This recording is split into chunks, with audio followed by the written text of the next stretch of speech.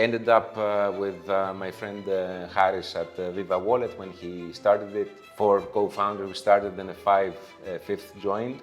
I was there for 10 years, from 2006 to 2016. He's Alexander Caravitis, who helped co-founding Viva Wallet, the first ever Greek unicorn, now partially acquired by JP Morgan. That journey ended, and I started to look for the next journey, which ended up being Hosthub, the company that I'm now running with my co-founder Petros. Hosthub is my day job, and my night job is angel investing. Unlike other guests, Alex invests because he simply likes it and makes of this activity his favorite hobby. I love angel investing because I love the process of being involved and working with teams, young teams, fresh teams, doing fresh stuff. The reason I'm doing it is because I like to do it.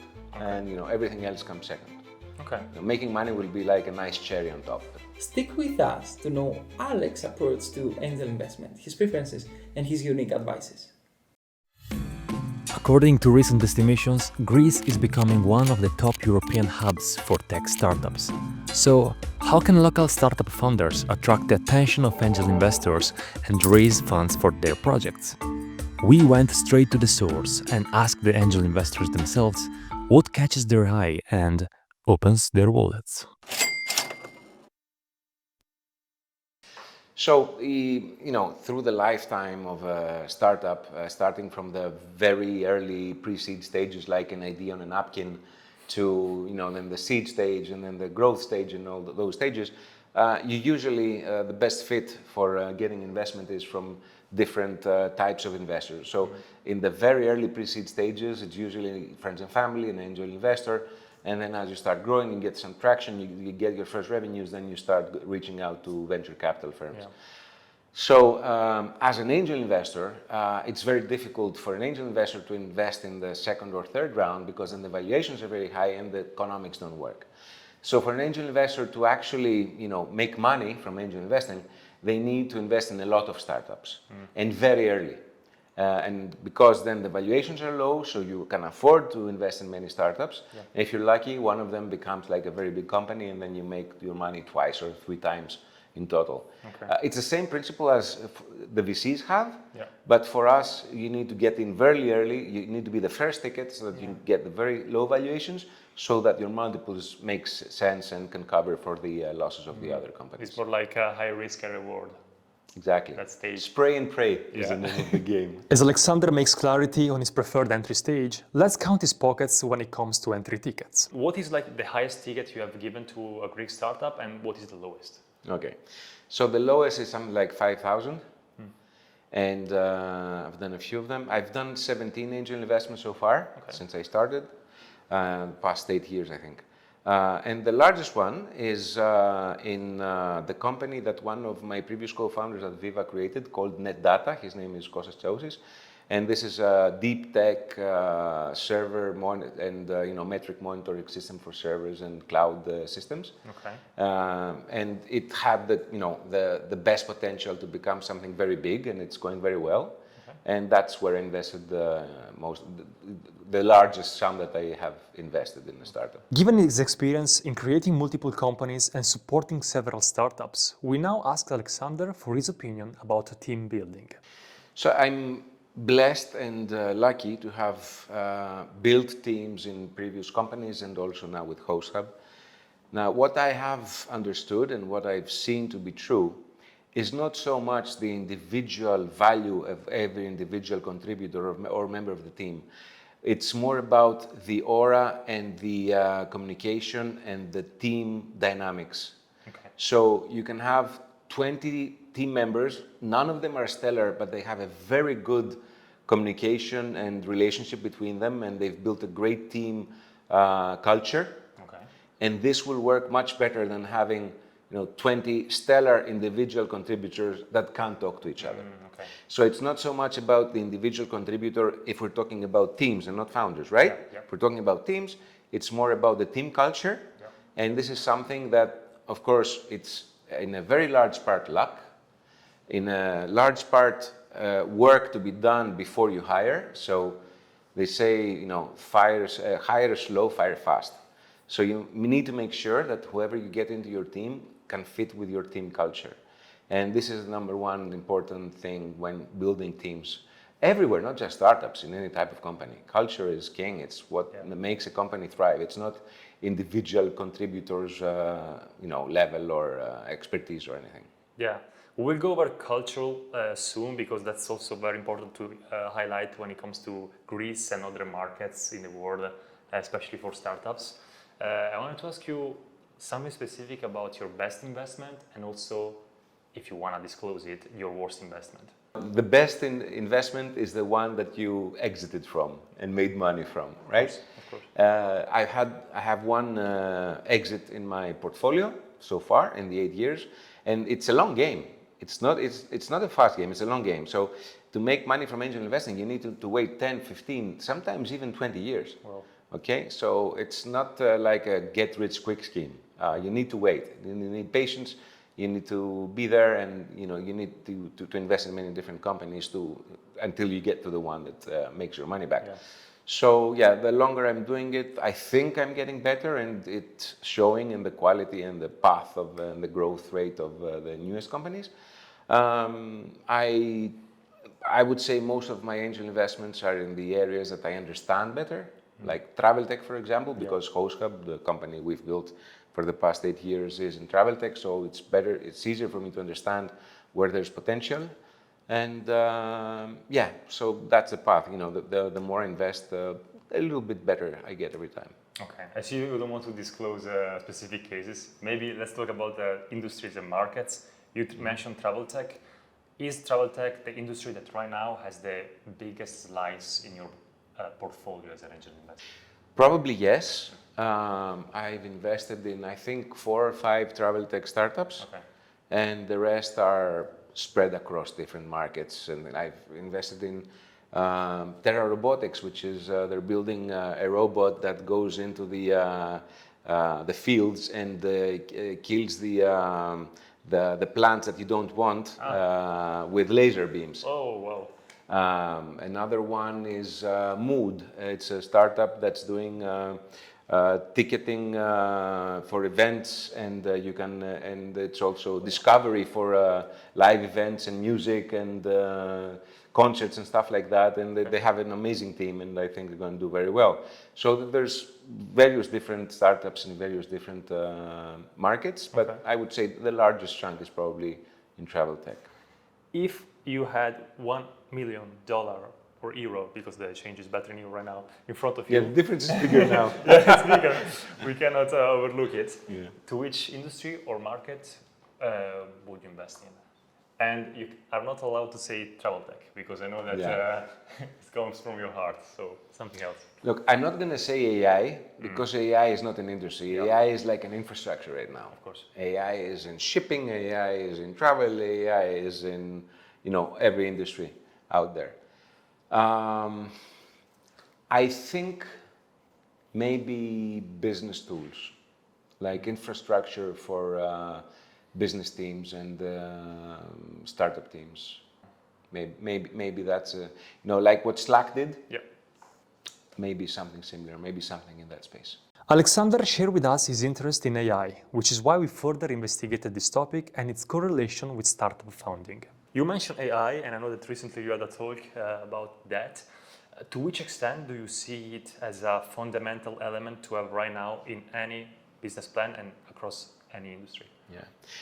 So it's a big issue, big subject. A lot have been said about it. People are talking about AI for all day for the past 3 years. For me, right now, it's mostly just a very useful tool. Like a startup can use AI to build faster, build better, find customers faster, build their product faster, do everything faster, right? And that's the main thing. If you're not like a core language model creator, if you're not Mistral AI, if you're not OpenAI, if you're not Claude, Anthropic, if you're one of those guys that are creating the core models, everything else you do is just a wrapper on top of a model. Yeah. So a wrapper on top of a model is just a faster, easier, better way to build the end product. It's all about the end product. I mean, you could have awesome, amazing technology in the back end, but if the final product that you give to your customer is not useful, then what's the point? It's all about building a useful product.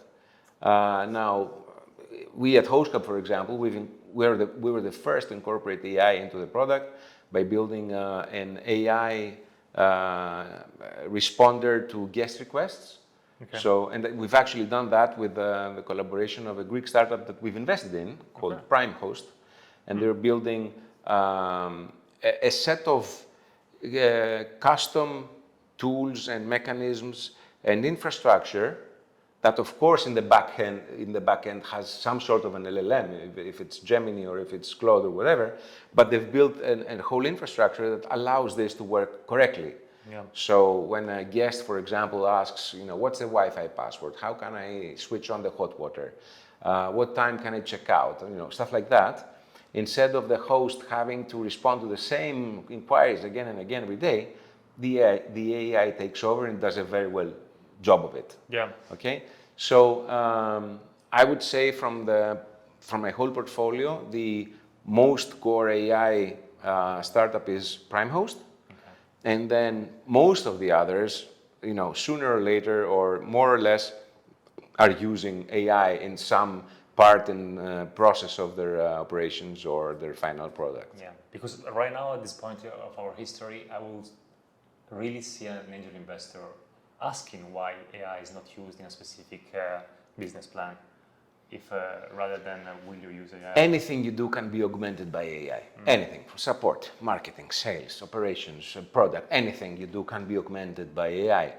But it's not about AI itself. It's about a tool that helps you do your work better and deliver better results for most of the cases. Now, I think right now it's so commoditized, maybe it doesn't even make sense to mention it. I mean, of course you're using AI for, to help you to debug your code or build your code or do sales screening to find, SQL and MQL qualified leads for your pipeline. I mean, everything you do can and should be augmented by AI, but you need to know how to use AI well, correctly. Make sure you can avoid or catch the hallucinations, because hallucinations can be a big problem for anyone using AI. Imagine like a marketing person writing a marketing material, a newsletter, and he's going to send a newsletter to 3,000 customers, and he just uses AI to just scan the product roadmap and build a newsletter. What are our next features? And it says like rubbish, like we're building this, and it's nowhere, like, because it hallucinated. So you need to always be on top and make sure that a human evaluates exactly what's being produced by the AI tools, which can still be faster than doing it all on your own. Which industry do you think will be most disrupted by AI when it comes to early stage startups? Is it health? Is it bio? All the industries are disrupted by AI, are changed, augmented, improved by AI. Every industry. I can't think of an industry. I'm sure there are some, but I can't think of any. All the industries that I'm involved in or know people in are affected in one way or another by AI. It's like asking me in 1998, what industries do you think are going to be affected by the internet? All is the answer. It's like having a smartphone nowadays. We don't even think about. When smartphones came out and everyone's using a mobile phone, it disrupted, all industries because, there's apps that help you do anything in any industry. So, of course, it's going to affect all industries. We talked about AI, entry tickets, and industries in Alex's portfolio. But one of the most experienced issues by startup founders is the proper timing to reach out for an angel. Here's what Alex had to say about it. At any point through your journey, it doesn't hurt. The best, time is when you have something to show him. So if you come to me with an idea on a napkin, as they say, and I have to imagine what the product will look like, or what people will find in the product, or how they can use it, it's going to be harder for me to get the confidence to invest. If you come to me with an MVP, like a first version, a very early version that can show me and help me understand what it's about and how it works and how it will help its target audience, it's probably better. Of course, not everyone has the capability to build an MVP. But now with an AI, now this is a very nice use case. With AI and with vibe coding and with Lovable and with all those tools, you can create an MVP in 2 days. Yeah. And you don't need to have any coding knowledge. So, this is the time of entrepreneurs that can build pilots and MVPs on their own. And after they, get like a first pre-seed ticket and then launch to a few beta users and get some feedback and then iterate and build more, and they start seeing traction, then they can invest in a proper development team that will actually build a final production level product and not just an MVP coming from a Figma template. So I'll talk about HBAN. HBAN is the Hellenic Business Angel Network. I'm lucky to be on the board of HBAN, and we have, I think right now it's like 65 members, angel investors.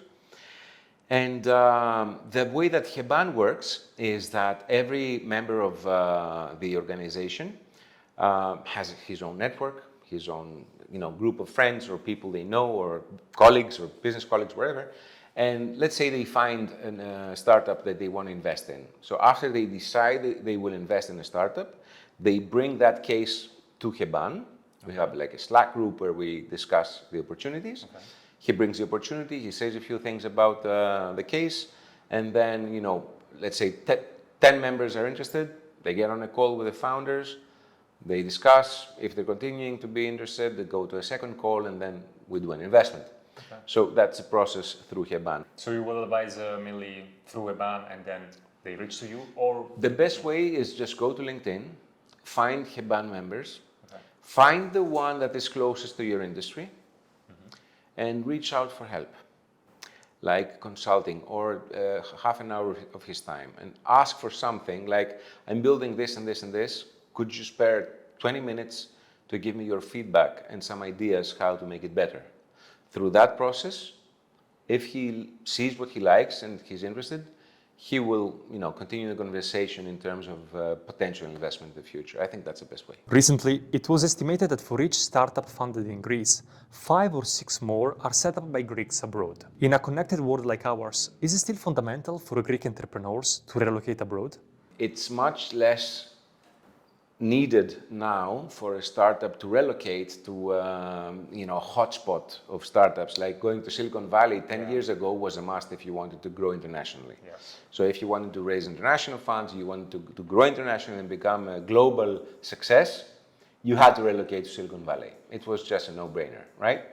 Now, there are many successful cases where the founders did not need to do that. They could do everything from here, just take a few trips a year over there or where their investors are. So based on that, I would say that it's not that important to relocate now. It was 10 years ago, but it's still a pretty important growth driver and helper for the process, because if you are where all the investors are, right? If you go down Sound Hill Road and start going from one VC to another and talking to every one of them, your chances of getting a good ticket are much higher than not going. So I know people, Greek startuppers, that relocated to the US and did awesomely. They did great.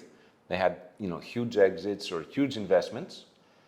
I know similar cases from people that haven't done it, but I think the possibilities and the chances increase if you actually do it. This is where we ask Alexander his personal advice for Greek startup founders looking for funding.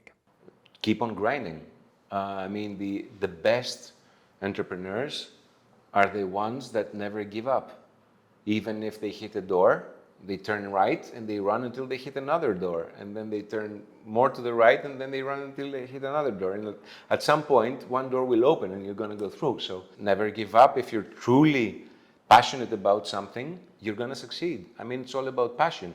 Choose something that you're passionate about. Don't do something because you think it's cool or trendy. Do something in an area that you're passionate about. If you're not passionate about something, you won't have the energy to take it through, because it's a difficult journey. It's very difficult to succeed as a startup or as an entrepreneur. It's very difficult. The chances are very low. So the only way to increase your chances and make sure that you actually get somewhere is if you're doing something that you're passionate about day in, day out. That's the only way. And that's where I wanted to connect the topic about culture, because the resiliency that maybe startup environments have in different countries, in different geographies, is something that maybe startuppers in Greece can learn from. And how can they learn it? Like, do you have any advice for startup founders who need to be closer to this type of resilient mentality that might benefit them in the long term? I think this is something you're probably mainly born with, than you can learn.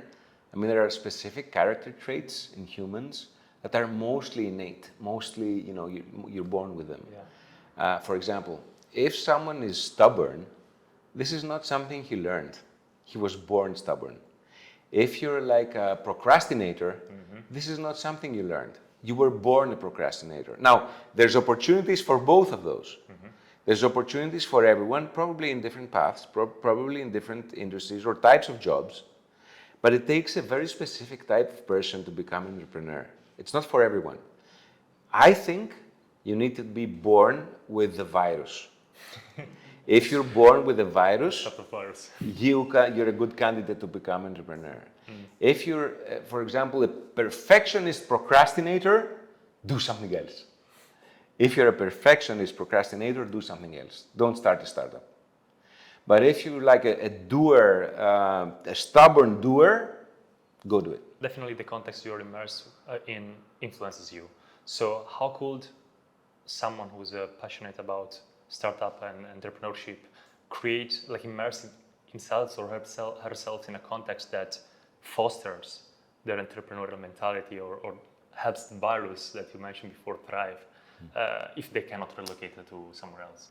I think the best way is, of course, read, listen, watch everything in your space, find a niche, find a market you're passionate about, learn everything about that market, everything.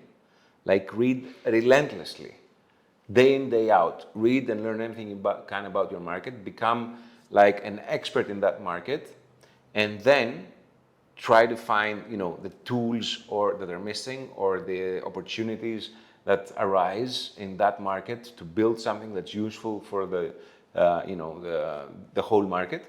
And also, don't just follow, but go forward and do stuff. Like, for example, start a podcast about that market. Start a YouTube channel. Start a blog. Become like a thought leader in that space, so that, gain a following and use that as fuel to fuel you through the journey while you're building whatever product it is you're building. What is your intervention style?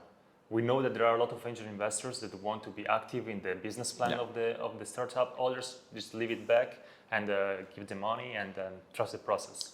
How is it for you? For me, I just leave it up to the startuppers and the founding team. I am available for them if they need me. I will never push myself upon them or an idea or whatever.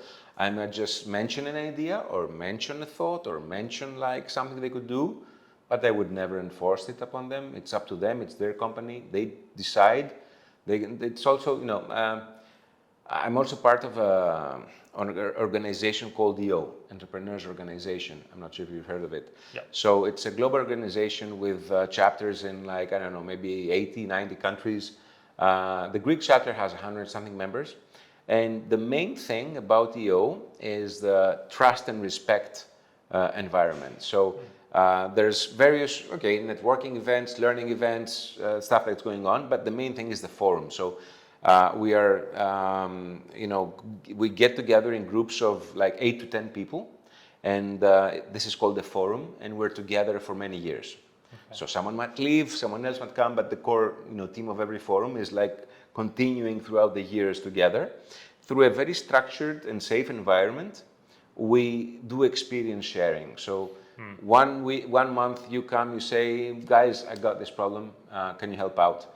What the rest do is they don't give advice, but they try to remember and mention a situation that's similar to what you're going through right now. Okay. And we do experience sharing. For me, this is what happened to me, this is what I did, and this was the outcome. Okay.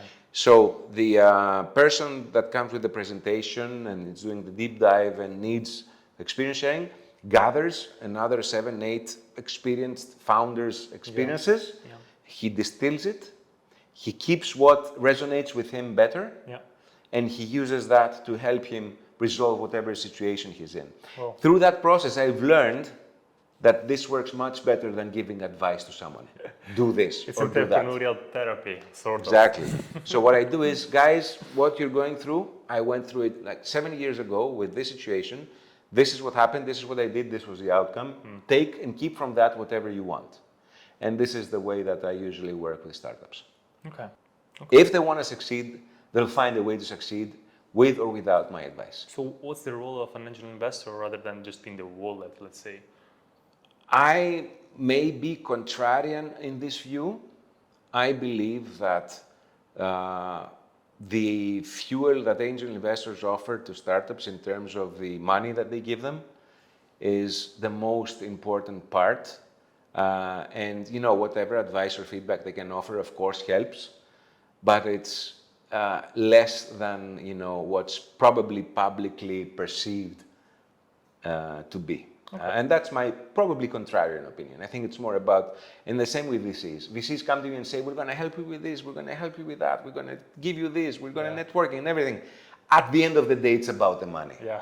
You need the money, and the founding team and the rest of the team and the rest of the company is what's going to take whatever you're building forward. And in a very small percentage, it's the advice or the feedback of any investor.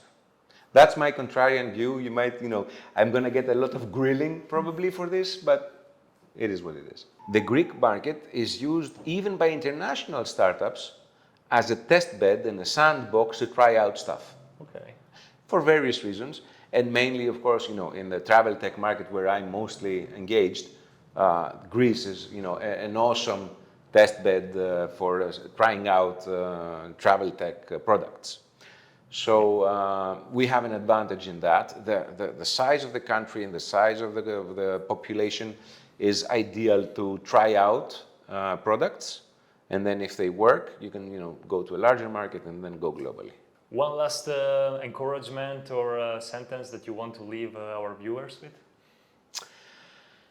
Yeah, I would say that persistence and stubbornness are two very important traits that you need to have to succeed as an entrepreneur. If you don't have them, I would suggest that you try something else. And you can be stellar at 1,000 things. It doesn't need to be entrepreneurship. You could become an awesome anything, but if you want to become an awesome entrepreneur, make sure that you know yourself and you know that you're persistent and stubborn. If you're not, you're probably better off trying something else. So that's my advice. Thank you, Alexander. Thank you very much.